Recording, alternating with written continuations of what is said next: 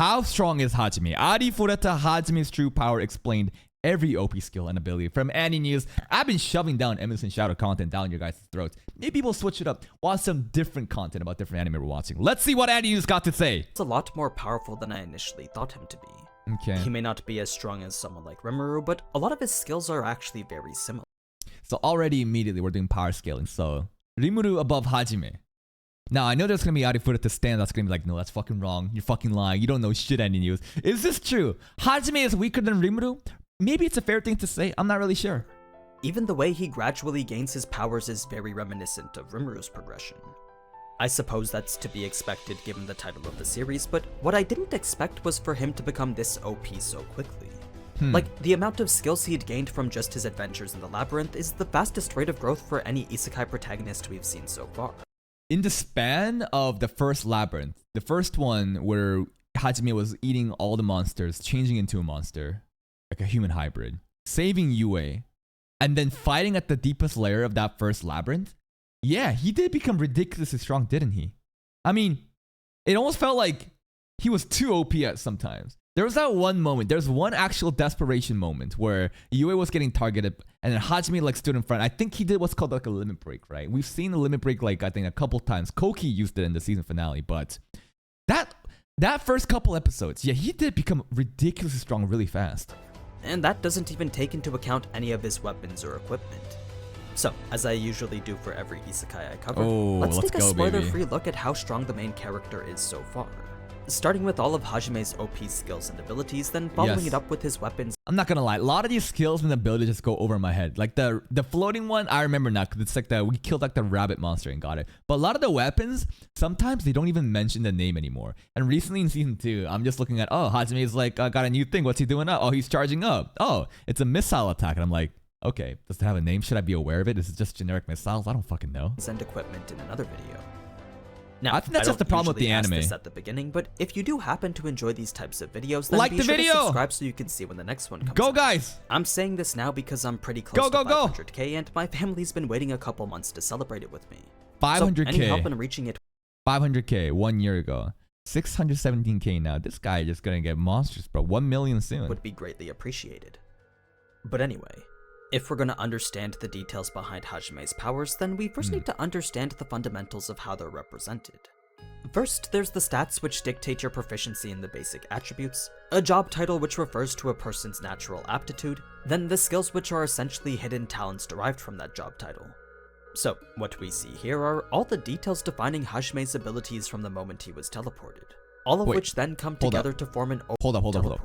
Stats. 10, 10, 10, 10, and he was like a synergist. I completely forgot that he was a synergist too. Holy shit. Okay, so 10, 10, 10, 10. All of which then come together to form 620. No, this is Koki in the beginning, right?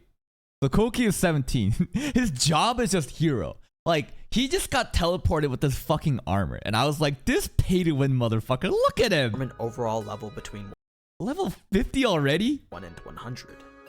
That being the case, the level isn't so much a determining factor over how it doesn't really matter, an right? Individual is, but instead a numeric indication as to how close someone is to their limits. The more you level up, the closer you are to unlocking all your latent. We haven't really seen the stats panel in a long time. In season 2, I don't think it's ever been mentioned. Like, what's Hajime at now? Does it even matter? Potential. That's pretty much all the level is meant to show. So, wait, he already has such cracked stats here. Like 300, he even does level 8. And like, the potential is going to be different, right? Someone's level 100 is going to be different from another person's level 100. All the level is meant to show. So, if a person does ever happen to reach level 100, then no matter how much they work and how hard they train, they'll never be able to grow themselves any further. Why is AniNews doing Shizuku this dirty? Why? Why is Shizuku pretty much just straight up saying like, you know what? No. Sorry, Annie is like, you know what? I'm gonna portray this character right here, just training, swinging her fucking sword. Nah, she's gonna be bad forever. I like Shizuku. Level 100 is the absolute limit defining a human's growth potential. As for how this level is increased, well, that's heavily determined by a person's stats, along with the training that's needed to raise them. By increasing proficiency in any of these 6 fundamental areas, a person's level will grow in a manner proportionally matching that. Okay. Of course, there do exist magic items which make increasing stats a little bit easier, but the most standard way to do it is through rigorous training. That's why we see much of the classroom doing exactly that in episodes 1 and 2. Now, because an average person would have stats averaging at around 10, it's only natural to expect the summoned heroes to have stats significantly greater than that. Oh shit, he was there, Shimizu. I totally thought that Shimizu might have been like a self-inserted character. Straight up, I thought that Shimizu like was like out of nowhere. So I was kind of like, what the fuck? Where did this character come from? But like, no, Shimizu always existed. So I was like, oh shit, okay. Significantly greater than that. We executed him, with bro. Hajime's exact 10 across the board. Fuck this guy, dude. Fuck this guy. He backstabbed Meld. He fucking backstabbed Meld in the most recent one, bro. Meld is probably gonna be fine. Meld is a Giga Chat, but is this guy ever gonna get fucking divine retribution? But I don't want it to be so quick. I don't want him to die. I just want him to feel guilty. But he keeps getting away with it. Instead of me witnessing the bully suffer, the bully just keeps getting away with it. Fucking getting other deals with demons. Like, it's so fucking annoying. Well, that just meant that he was no more special than your common townfolk. Even his job of the non-combat synergist was completely mediocre since it wasn't one of the more rare combat types. But the synergist allowed him to like craft all these different guns and bullets and different vehicles. No. That's a little bit ancient magic, I think. I think. Instead, he was given one that almost 1 in 10 people possessed. That's not to say 1 in 10 is pretty rare. Useful, but it certainly wasn't as special as what everyone else started with. Yeah. As for what it does, well, it pretty much grants him greater proficiency in craftsmanship and blacksmithing magic. Then, the skill of transmute, which originated directly from it, essentially allows him to transform ores into various shapes or forge them together into different alloys, none of which was very useful for combat against demons and monsters. Hajime did try to improve his stats through constant training, but even after 2 weeks of doing only that, his stats had only managed to increase by 2. Just eat the monsters, bro. His next thought was to then try his hand at magic, but with no magical affinity whatsoever, that made casting magic completely impractical as well. But like, so this is like before we went to the labyrinth. This is just when he's like struggling. He just got the synergist job and he's like, oh shit, my job might actually fucking suck. I actually looked down at the farming job, right? The teacher getting the farming job, I thought that it was kind of shit. And at a first glance, it seems like it, but then you realize the actual broader impact a farming skill has on like the average people. And it's really interesting how God of Heat really considers her a bigger threat than the heroes themselves. Which is hilarious. Why would God of Heat consider the heroes a threat when they themselves they summon them to protect, like make them fight for them? Anyways, the teacher being able to like produce crop and like have more different places like thrive, right? I guess God of Heat doesn't really want that because he wants like rule over everyone. So doesn't want other people to have these opportunities to like eat good and shit like that. So it's like, what's going on here? All in all, his low stats made close combat impossible, his lack of magical affinity made magic unsuitable, and his synergist skills simply weren't very useful. And then he turned into fucking Rudy from Mushoku Tensei. Dude learned how to do incantationless casting. Sure, he could make minor pitfalls and protrusions, but its limited range required him to be right in front of the enemy in order for it to be effective. Now, where Hajime begins to gain some true power is after his hellish meal of monster meat and ambrosia. Yeah. Ambrosia being the liquefied mana residue which allowed his body to survive this meal. So ambrosia, this thing, so people were commenting, so basically he just kept eating monsters because he was so hungry or else he'd die. But he ate the monsters, and now he's gonna fucking die because he ate the monsters. But this thing above kept him alive.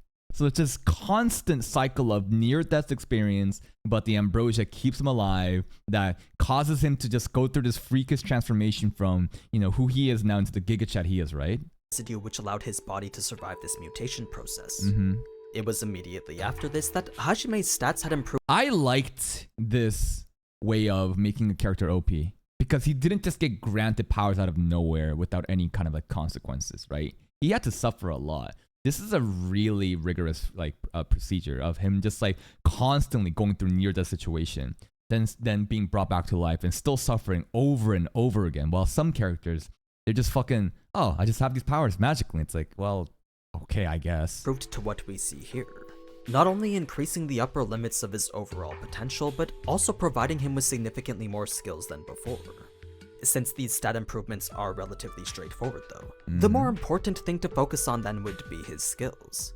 The unique abilities that go towards making this new Hajime as This is pretty funny. This is like observation hockey. He's just dodging everything here. Powerful as he is. Wait, this is the limit break moment, right? No, this is straight up the limit break moment. The final fight in the labyrinth, the first labyrinth, where he like awakened and went like Super Saiyan. Then suddenly he like unlocked the fucking Sharingan, dude. A key thing to note about skills though is that while normally there wouldn't be any way to improve upon them, there did exist the rare exception known as derivative skills. Oh? Additional skills acquired by surpassing the limits of a certain field. By Surpassing the limits of a certain field. So you're talking about limit break specifically? I mean, he did just show Koki there, but derivative skills from limit break? significantly increasing your proficiency in one specific area, then it was actually possible to gain a skill from it. Huh. The only caveat was that this feat would typically take a lifetime. Only those fully dedicated to polishing their talents would ever be able to accomplish it. That said, it would seem Hajime's transformation had allowed his skills to grow at a rapid rate as well. The hair transformation thing. In addition to all the new ones that we see here, he had also gained a derivative skill called Aura Appraisal, an extremely rare and powerful ability that stems from an absolute mastery over his transmutation skill. The reason why this is so useful is because appraisal magic typically requires highly complex magic circles. Okay. Inscriptions too intricate to be handled by a single person. Very complex. Appraisal skills, on the other hand, allow for the analysis of pretty much anything, so long as it's within the user's domain of mastery. So, what this means for Hajime is that any sort of ore, mineral, or material can now be thoroughly analyzed and understood by simply looking at it. Because he had the synergist skill, because he can understand those magic circles, he can just look at shit and he can just make it into these different weapons is what's going on. It's one of the key skills that allows him to create much of the modern weaponry he uses. Yeah, that kind of just got skipped over in the anime, right? We just saw Hajime just being like, oh, I can make this shit now. It's like, bzzz, and it's a gun got formed. So I was like, oh, you can just do that, cool. But basically, really intricate magic circles and stuff, but he can basically see it and understand everything, and therefore he can form these guns and different weapons. Now, before we get into his numerous other skills, the order I'm going to go through them is the order in which he obtained them. So, while there are plenty more... First skill we earned was killing the rabbit and flying right. I think that's one of the most... Well, aside from like transmute, I think that rabbit flying skill is really clutch. Derivative skills to come from a main skill like transmutation, we first have to go through the ones that he obtained before that. Rabbit. So, starting with mana manipulation, this is the ability to directly Never mind. control mana. And while normally a magic circle and incantation would be required to do so, Hajime's consumption of the monster meat had given him their ability to do so without it, thus making transmutation a process that only required a mental image. Transmutation... Hold up. Is transmutation something he had from the beginning as a synergist? He did, right? He always could use transmute. It's just that when he became more of a monster, then he was using it in like a much more different way. Like right now, he just looks like he's fucking earthbending right now, right? He's just like raising all these different like earth materials. Did he always had transmute, right? Yeah, it just become pretty much more enhanced.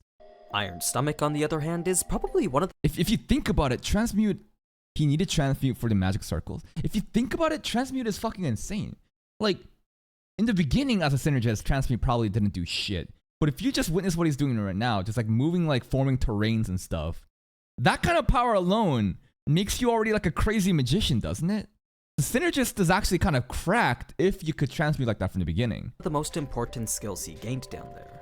Not only does it mitigate the negative effects of eating monster meat, but it's also what allows him to make their skills his own. Just like Rimuru, Hajime is able to obtain the abilities of whatever monsters he eats. There are a few minor conditions defining how this works, but for now you can just assume that every different monster meat... I kind of forgot this in season 2. When was the last time we ate a monster? In fact, what would happen if we ate a demon? Like, for example, if we didn't just like scorch up the demon waifu, remember? The wife in season finale?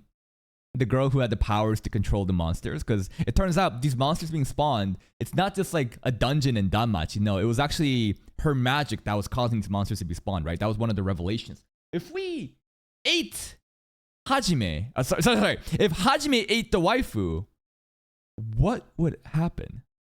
Right? Have you ever thought about that? Maybe I'm thinking too deep. Not all abilities. It'd be pretty cool if he ate, like, could you imagine if he ate the fucking wife, dude? Could you, like, right now in season 2, we're getting like a revenge arc from the demons. It's like, oh, how dare you kill my wife? Like, and the wife literally said, like, my lover will come after you in season 2. If he actually ate the wife, holy shit, dude. That would be so gruesome. Imagine if he ate the wife, though. That would be a certified Hajime moment. Oh. Eating the fucking... We can't do that in front of everybody, right? That's fucking insane. Like, we can't just straight up start eating a demon girl in front of our entire class. Dude, it's gotta have happened, right? This definitely fucking happened in like some kind of fusion, right? Surely there's Rule 34 art about that, right? Meat provides its own skill. Holy... Like, no, just think about it. Just think about the absurdity, the fucking ridiculousness of Hajime eating the demon girl. And you're gonna be like...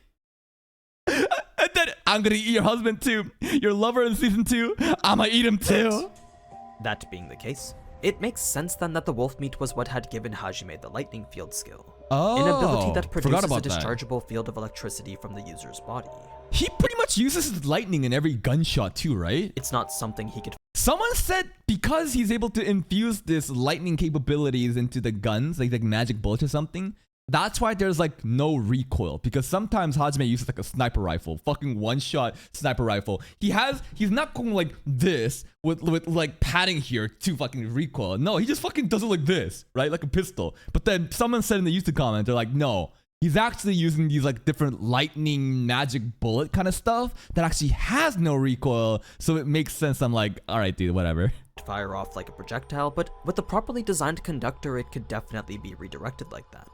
He could also manipulate its inherent properties like voltage. He looks like Ragna here from Ragna Crimson. Oh, sorry. And current. Fast forward to after Hajime had eaten the rabbit, and not only do we have a 2x increase to both his strength and agility stats, magic but also the skills. new addition of the air dance skill. Yes, a skill so that good. by itself only improves his base reaction speed and agility. Oh, as for it the improves his derivative skills reactions that too? came with it, well, supersonic step enabled extremely high. Wait. Look at the wording here. Look at the wording here. As for the air dance derivative skills that came wait.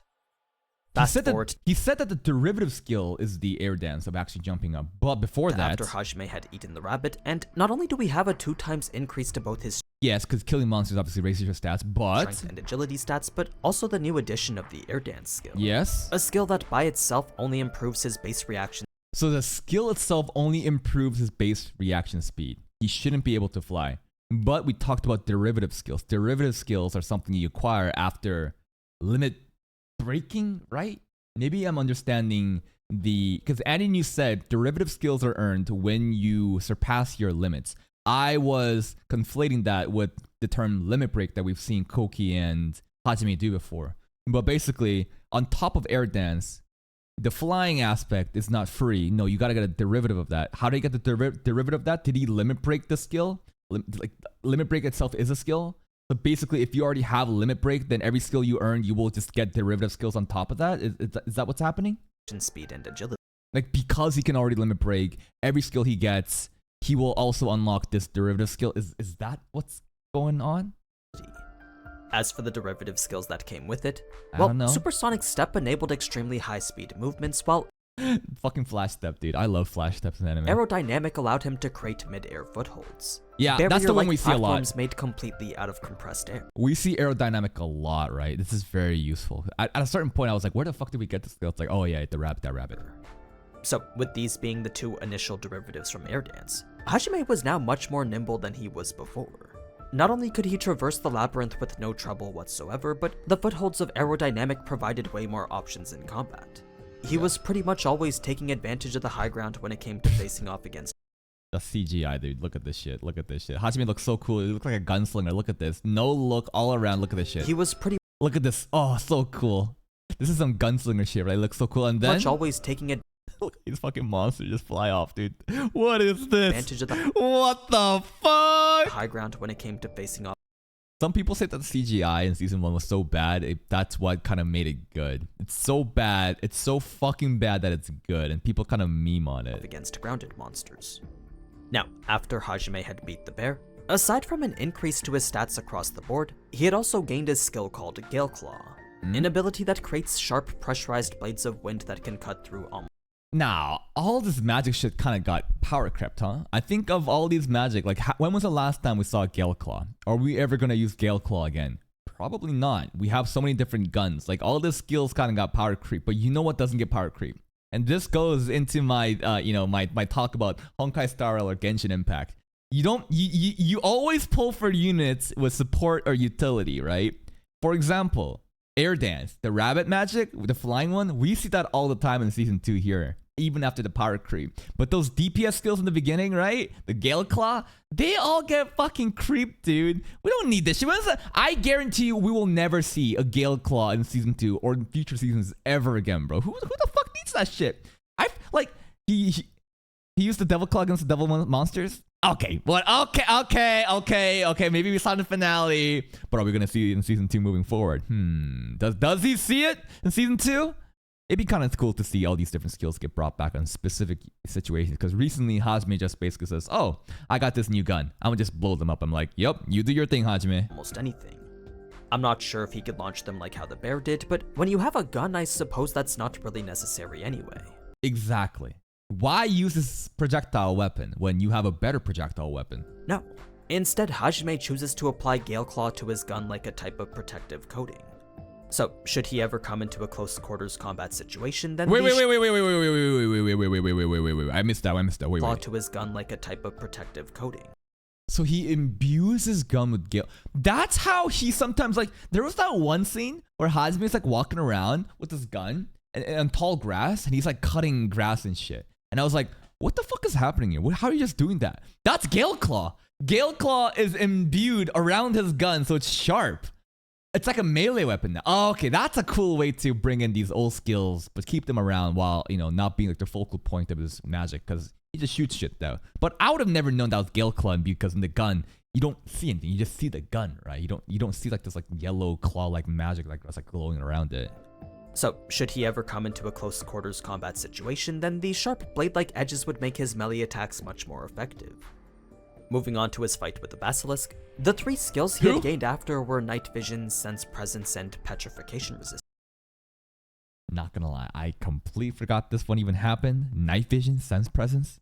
The fuck? Do we ever use that? Maybe Sense Presence. Petrification Resist? What, maybe this is foreshadowing for the future? Are we gonna fight some kind of Medusa-like monster? What? Resistance. Night Vision simply provided better vision while in the dark. Petrification Resistance provided exactly that. Then Sense Presence could detect most monsters within a 10-meter radius. It also gave Hajime... Yeah, we should have gotten Petrification Gaze. It seems like one of the more OP skills, just like look at someone and make them stone. But that seems kind of too OP, right? How do you manage that? Can every opponent just get, petrified? It's like, how does that work? Hey, what's up, crew? A better understanding of his surroundings, but his main use for it was an always-on passive type of radar. One that would constantly alert him of any approaching enemies. Yeah, so that's how he has the spidey senses. There was this one shark-type monster that had managed to evade it. Hajime couldn't understand how that was possible, but these monsters, this is the manga, right? This is not the light novel? Yo, the art here is fantastic. Look at that fucking shark. Look at it. It looks so intimidating. It actually looks like a non-meme joke, but fucking yeah, the Twitch chat is a slightly bit off, right? We'll figure that out. I'll squeeze this shit out later. It's a bit more. Anyways, how the fuck does this work? Cause like, look at this shit. The monster actually looks monstrous. The shark looks decent here. No, more than decent. Looks like actually like a threatening monster. But in the anime, whenever I see this fucking CGI monsters, I'm just sitting here just laughing. I'm just like, bro, are you serious? I don't give a fuck about the CGI monsters, man. Like, whenever I see Hajime fighting monsters or whenever he's in the labyrinth, I could not give a I just don't care. I lose immediate all interest. Just like how you guys lose interest when I stop reacting to these kind of videos and go to Data Live or do gaming content. Like, I just don't give a fuck. But what I care more about ARIFURETA is the character interactions. The way that the classmates treat Hajime. The interaction Hajime has with this like harem, right? That's what I care about more. These labyrinth, they're just basically on the side. It's just like a moving plot point. Like, all right, we just gotta defeat them, get the ancient magic, get out, whatever. And that's why whenever it's like a labyrinth, I'm just like, whatever. I'm sure, like, are you guys invested into the fight scenes in the anime against the labyrinth monsters? I think the most hype moment was the first labyrinth where Hajime actually had to go limit break and save Yue. That was a cool moment.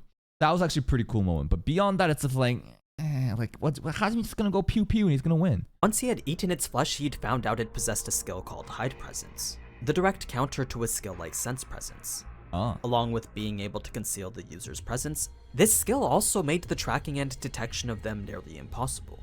So, after only a few more encounters with the labyrinth's deeper monsters, Hajime had been able to increase his utility with both recon skills and resistances. He's 50 gaining floors so later, many and he would here. end up fighting even more monsters in the form of frogs, moths, and giant centipedes, resulting in the skills of Farsight, Detect Magic, Poison Resistance, and Paralysis Resistance. So much shit! The resistances So debuffs just won't work on Hajime, right? Like, we just can't get debuffed at all. do exactly what you'd expect, and Farsight allows him to see farther when he focuses mana through his eyes. Then, because Detect Magic allows him to perceive the flow of mana, that means he can also see when spells or magic traps are being activated. Oh. It's an extremely useful skill that he that would eye. later imbue into his Demon Eye. Yeah, thus the giving Demon him Eye. even more flexibility when it came to combat. You see, because this Demon Eye could now perceive the very core of a spell's creation, not only could Hajime now see the spell's type and its Kind of like Onisama from Mahoka, you know? He's almost like reading the activation sequence and understanding what it's about immediately. level of mana, but he could also shoot the core itself to nullify the spell completely. Isn't this Onisama? This is Tatsuya. This is Shiba Tatsuya. He analyzes the magic sequence, then he disrupts it, that it's not even cast on time. Isn't that what he does? Straight up, right? This is... I'm sure it's not like... This kind of mechanic is not like unique to...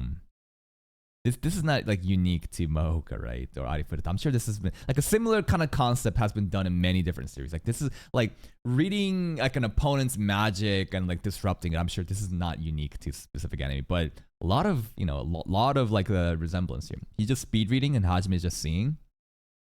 What's the difference? Reading versus seeing? When you're reading a book, you're still seeing the book. You gotta see the book to read it, right? I don't know. I don't know if It's one of his many useful pieces of equipment that I'll be talking about in a later video. Now, in addition to all these new skills, Hajime... Holy shit. What is all this shit, bro? I don't even... Diamond skin, intimidate, telepathy, language comprehension. Look at all this. Iron stomach, I'm pretty sure it's just from eating all that fucking monster doo-doo, right? God damn. I had also come across a few derivatives. Improvements to both transmutation and air dance that were only possible due to his constant use of both of them. So, the last time we talked about transmute, or appraisal was the only derivative he'd gained for it. But now, after 50 plus floors of fighting and surviving, Hajime had gained 5 more of them. Did they ever show all this shit in the anime? I never knew he had all these skills. What the fuck? Or perception could detect specific types of ores and minerals. Like straight up, I thought he could do the flying stuff with the bunny. Maybe he could do the claw stuff with the bear. He has transmute. Then he got the guns. I thought that was pretty much it. But no. There's a lot of shit. Then again, maybe I wasn't paying enough attention in the earlier episodes because I was like, fuck these labyrinth men. Let's just get the revenge story. Come on. Minerals, while ore desynthesis could split them into the raw materials. That being the case, it makes sense then that ore synthesis would allow for those same ores to be fused back together with different ones, And that's how he forms the resulting in the guns? creation of whatever alloys Yes. Hajime could imagine. Yes. And then In into terms guns. of derivatives that improve his actual transmutation ability, there's precision transmutation, which makes intricate creations far more manageable, and Guns. duplicate transmutation, which can replicate any item he's ever created before. Does that mean he can just duplicate like if a gun ever stopped working, he can just duplicate it right there? If let's say his submarine, like for example, his huge ass ship, right? He's got like a naval ship that can like fucking swim in magma. Can he just simply just duplicate that? He can just do that? He can just duplicate all these cars, all this different shit. Like shit is not the only one that needs to now ride a motorcycle. You know, we can give like motorcycles to different girls too if they want. Like we can just straight up do that, or is that too much? Is that too OP? What's the limitation of this duplicate? Because duplicate, whenever you bring like a skill like this, it gets really shaky. You know, the power balance gets very shaky. He needs the resources to create it. Okay. Before. It's not out of thin air. He needs the raw materials for it. You can't just be like, oh, I'm gonna just immediately. Like example, like you're fighting the demon dude and you got stuck in the magma, right? You don't have the materials there. You can't just fucking straight up get another material. Okay. That may not seem like that big of a deal, but when you're using a gun where every single bullet needs to be the perfect shape and size, it's only natural that the process behind crafting them would become very This is so funny. When he was using these bullets as like little syringes or this like potion storages, that was actually pretty funny and interesting way of using his spare bullet husks. time-consuming. Like, even after days of practice of creating them, it would still take Hajime 30 minutes to create just one. So, now that he had this duplicate transmutation to assist, crafting was a lot more efficient than it was before. Yeah, look at that shit. He just summons the cards. Switching over to air dance now, the steel legs derivative skill was just a strength buff. a passive ability that reinforced his legs and increased the power of his kicks. More derivative. So there's additional derivative skills off of air dance, because air dance is the rabbit skill, right? We killed the rabbit, and the main skills we got from him were just enhanced reactions and speed. But then the derivative of that was his ability to have these like barrier-like objects that he could float on top. And now there's another one where it's like reinforcing his legs and increasing the power of his kicks, making them just as powerful as the rabbit he'd taken them from. Okay, there's more Fast derivative forward skills. again to after Hajime had saved Yue, and this would be the point in which his abilities were polished to the best they could be. 80 more floors had brought him all the way. Holy shit, wait. So this is when we met Yue, right? Hold up. Let's look at the stats right here. What did he say? Abilities were, and this would be the point in which his ability. So I think Koki's stats in the beginning were somewhere around like 600 to 800, right?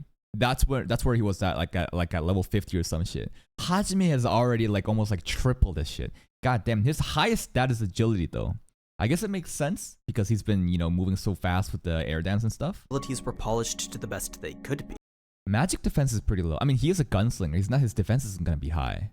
But these are pretty well rounded, you know, a little bit higher agility. Surprised his magic is actually low here. Maybe his stats has completely changed afterwards. Like in the beginning, it's probably easier to maintain these kind of stats, but as the character gets stronger and stronger, like these stats are all just gonna get boosted up to the point where it doesn't really matter what the stats are. They might as well just be infinite capped, right? But in the early game, it's pretty interesting to see how these stats are allocated. 80 more floors had brought him all the way to level 76.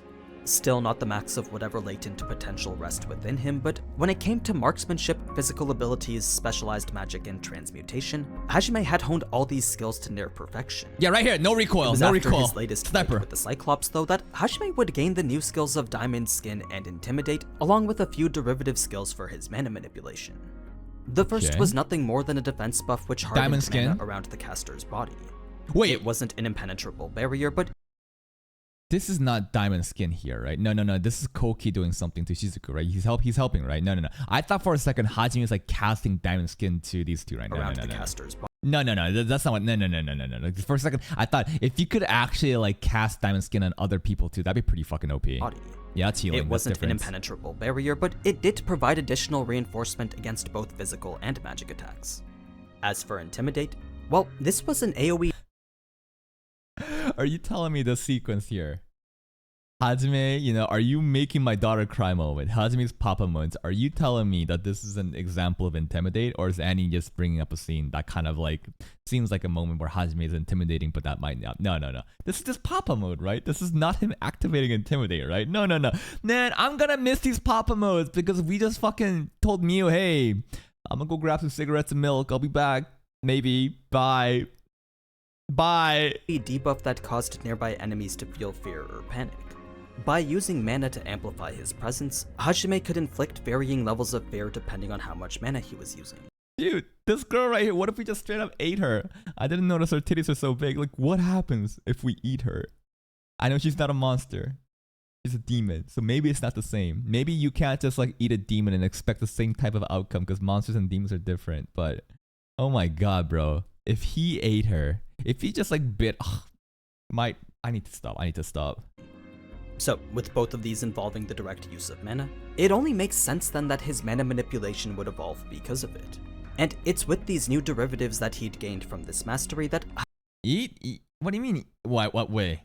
Just eat. You just fucking eat her. Like how we ate the bunny, how we ate the different people. We cook them over a fire, then we eat them, then we get their skills. Remember in episode 1, guys? Hajime could now compress and emit mana like a magically powered battery, all of which could be remotely controlled once it's been emitted. Hold up, that sounds really fucking OP. Hold the fuck up. What did you just say? Mana battery? Hold the fuck up. It only makes sense then that his mana manipulation would evolve because of it. And it's with these new derivatives that he'd gained from this mastery that Hajime could now compress and emit mana like a magically powered battery. So he himself is pretty much emitting. I thought he could always kind of do that. Okay, he just basically has better control of mana. He just has bigger resources. He pretty much is a mana battery. All of which could be remotely controlled once it's been emitted. I'm not sure as to the full potential of what these abilities can provide, but it's definitely a driving factor in a lot of the vehicles and golems he uses. Now, after so he imbues those cores into other different things that needs. Okay, it's straight up, literally, it's just like a battery. Okay, it just powers up different things. Months of surviving in the deepest depths of the labyrinth, Hajime's level would reach a point his status. Holy shit, this is insane. because we just saw a comparison where his stats were on the 2000s, right? His stats were on the 2000s when he just met UA. By the time he's done the first labyrinth. And again, this is not the final stats when we get to meet Koki at the end of season 1 finale, right? When we reunite with the hero party and we show the absolute difference in power, the stats going to be much more higher there because we went through so many more labyrinths afterwards. Or maybe this is already capped up, but holy shit, look at this. We are now, like if Koki was like 600 to 800 range, like bro, we're like pretty much fucking 20 times. And see what I say? These stats all of a sudden got busted up more. Because initially it was strength, vitality, defense, and agility, with agility being the highest. These are the most well-rounded, with magic and magic defense being low. Now these stats are also getting boosted up too because of all the different stuff, like, you know, magic battery and stuff. Plate simply couldn't track anymore. His stats were at a number that most would consider to be unfathomable. And at this point, it's just like, at a certain point, you know, when you power skill so much, it's like, how much more does it make sense to keep boosting his numbers? Like, what's the difference between like 90,000 and 120,000 when everyone else's stats are like in the hundreds? You know, it's like at that point, then this kind of stuff doesn't really matter as much. Where the average human could only hope to reach a max of 200, Hajime... I thought 100 was the level cap, so average human can actually level cap of 200. What's Hajime's cap? It was now soaring past 10,000. So we're beyond 10,000. Wait. Is he talking about the stat level or his actual level? So these are stats levels, right? These are stats. Unfathomable. Where the average human could only... I thought this level was alluding to the cap we were talking about, which was ballparked at 100 in the beginning of the video. But he's saying its average of a human is 200. Hope to reach a max of 200. Hajime was now soaring past 10,000. Motherfucker is literally like above 10,000 levels. Like his level is truly up, like beyond like over 9,000. Even the demons and beastmen could only hope to raise their stats between 300 and 600. So even them, like, okay, I keep getting mixed up because like, levels and stats are different. Stats here, again, what we just saw, the ballpark numbers in the 10,000, but his level cap is different, right? So whatever mutations Hajime had gone through, it's that clearly allowed now him surpassed the known levels that people believed to be the limit. And so again, the foundation of all his powers were from the monsterization. Level cap just pretty much got removed. It's a question mark now. It's just like there is no limit. Is there a limit? Level is 100, but stat is 200. Gotcha. Okay, yeah. The wording he used was a little bit confusing. But the level cap is 100, but the stats we saw was 200. And that's the average human. We saw Hero Koki reaching about 600 stat or 800 stats, but then Hajime is at like 10,000, like 20,000, right? He has no level cap. That's one of the most important things, is that his monsterization, no level cap, just makes him just get stronger and stronger. And this was just further accentuated by his arsenal of overpowered weapons and equipment. If you're wondering how this compares to all his classmates though, well, the highest stat a hero like... See, he's at 620 right now, at level 50. And compared to everyone else, it's great. He's like 3 times stronger than like the average human, but compared to Hajime, it doesn't mean shit, right? Koki could obtain is 1500. So even he was now completely dwarfed by this absolute monster. Like, even him at 1500, like, what were we then? That's when we met UA, but that's still way in the early game, right? Now we're beyond that. Like, the power gap is so great. Can any one of them actually ever, like, reach Hajime? Would that even be necessary? Maybe maybe that's pointless. Maybe there's no point trying to get the other people to climb to Hajime's level. As long as they're strong enough to handle their own and kind of help Hajime out, and I guess, yeah. As for all the skills he's gained since... Yeah, come on. Are we actually gonna fucking read all this? What the fuck is all? He basically can do everything. Hajime, if you can think of a skill, he pretty much has it. In addition to 7 new skills and 2 new resistances, many of his previous abilities had gained derivative skills as well. It was out of all those, though, that the most important would have to be Air Dance's Rift Walk. Yes. Air Dance has been the most clutch skill that we've still used in Season 2. The most useful in terms of utility. Not only does this greatly enhance each of his 5 senses to the max, but the improved focus also allows for information to be processed faster. Didn't know it could do improved focus. I thought it was just enhanced reaction speed and just agility, but actually makes him be able to focus. So it's fucking Adderall too, okay. Thus making the world seem as if it's moving in slow motion. I thought this is specifically just limit break, but limit break pretty much just means like you're just going beyond your base self. You yourself, you're just becoming stronger in every aspect. So him dodging shit like this, I thought it was just like he's in some kind of like godlike state, but still, this is, you know, Air Dance's like limit break. I don't know. It's generally a useful skill overall, but its main use is actually for mid-air reloading. A technique that's much harder to master than how the anime makes it seem. Mid-air reloading. Because this shit does look really cool, right? He does spin around. It's generally a useful skill overall, but its main use is actually for... Look, this stuff, right? In the anime, it just looks like he's twirling around and he is just like removing the bullets. And that's what he is doing, but if you think about it, that's actually fucking really hard to do. So this is used for this? Mid-air reloading. A technique that's much harder to master than how the anime makes it That's hilarious. That's not something I'm gonna get into right now, but no, the fact you should. that it took Hajime a month to perfect it should indicate just how tough it is. Now, aside from that, the rest are pretty much... He took a month to perfect mid-air reloading. Just imagine that. Just imagine like for an entire month, every day, Hajime is just jumping around, fucking doing these twirls and trying to fucking reload. He's probably fucking up. He's probably like stripping down shit. He's just like jumping and like fucking shit. If we could just see like a sequence of him just practicing for a couple seconds, you know, and then like kind of imply that time has passed, I think that'd be actually funny content. Precision enhancing buffs on his sense skills, as well as this new utility skill called Illusion Waltz, an ability that allows him to leave behind after images when he's concealing his presence. So, if there was ever a time when Hajime was trying to be stealthy, then he can easily set up a decoy of himself to act as a distraction. Moving on to his new skills. The first is the basic ability of Foresight, the power to predict and perceive the movements of an enemy. The next is Steel Arms, which, just like Steel Legs, strengthens his arms to make them more powerful and durable. Tracking allows him to mark a target or location with mana, then know where it is and how to find it no matter the distance. Okay, so wait, that's kind of really useful. If Hajime did ever decide to traverse a new labyrinth, then he could simply mark his base with mana, then use tracking to know exactly where... We could also use that on opponents. We can track enemy opponents. If the fucking bully were able to get tracked and he went back to the demon hideout, then we could just find him like that, maybe. Where he's going and how far he's traveled. The mark would then ensure he could find his way back no matter where he goes. Increased mana recovery does exactly that, then mana conversion can temporarily transform mana into a stat bonus.